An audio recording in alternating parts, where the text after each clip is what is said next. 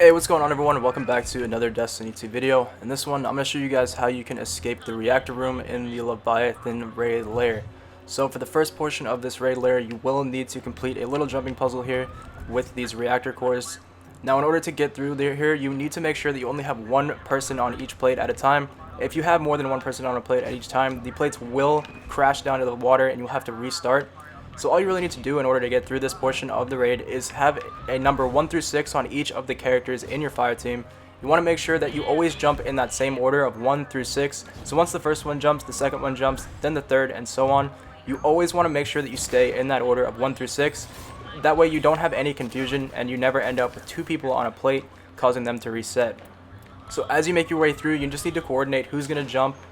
Now eventually you will see all of the plates turn red. As soon as all of the plates turn red, you just want to start sprinting to the next area as they will stay locked in place. I'm pretty sure it's once you step on the last plate of the section, they all turn red, giving you enough time to sprint all the way across. As you can see there, our last plate was activated, causing all of them to turn red, and you can just sprint across right to the next checkpoint. Now as you get to the second set of plates, the order will stay the same. You want to keep that same 1 through 6 order. However, on the second set of plates, you will actually have to split into teams of 2. So you will have the first 1 through 3 go one side, and then on the second side you want to have 3 through 6, and just continue the same jumping order so that there's no sort of confusion or anything. Now in order to get this all coordinated and everything, it will take a few tries, and it's pretty simple though once you get the hang of it. You just really need to keep that same jumping order and you will never really have any issues.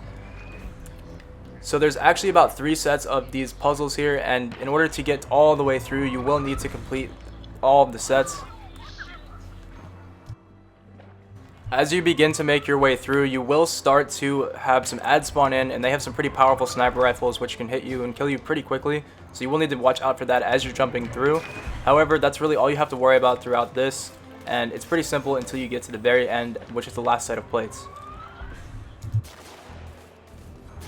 Down.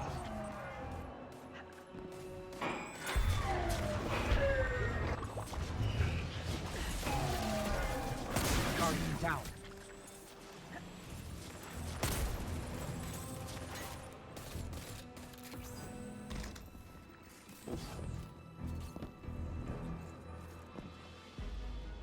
Now the third set of plates is where it does actually get a little bit tricky, but so long as you keep the jumping order the same and you never make sure you jump twice in a row, and you make sure that the first person always jumps first, the second person always jumps second, you won't have any issues. So make sure you always keep that same jumping order, and that way when the third set of plates come around, you won't have all that confusion that will probably occur if you just start jumping at random.